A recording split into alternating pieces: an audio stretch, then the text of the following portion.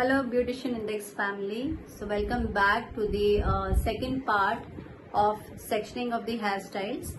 In the first part we saw the different types of sections that you need to do before you start a hairstyle. Today we will see the different types of poof. Okay, what are the different types of poof and when it is to be used. So let's begin. So now we are going to see the different types of poof. The first poof is generally done in the front, okay, that is from the center of the arch of the eyebrows.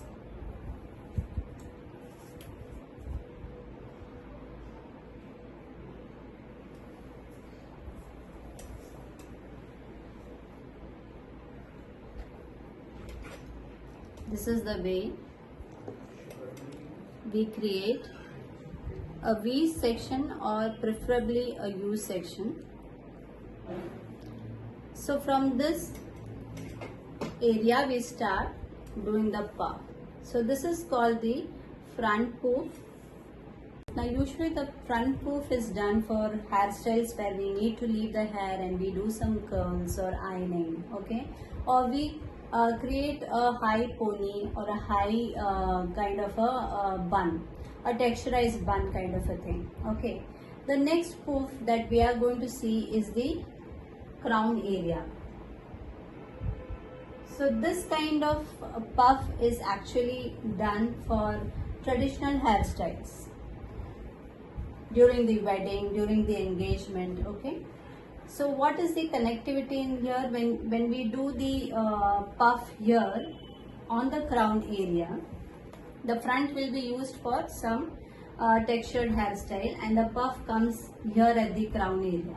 So at this point, the types of hairstyles that we can do is, again, we can leave the hair, do some curls, we can braid it, or we can create a mid kind of a bun, okay, or a pony, and we can do textured hairstyles. And the last kind of puff that we do is we do it around the occipital bone, just above the nape area, okay. So this is the third kind of a puff, which will also include the crown area puff, the crown area hair.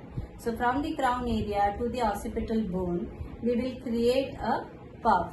Now this kind of puff is used for low bun kind of an hairstyle, to do a low braids kind of an hairstyles, okay. So these are the three mainly puffs that are used.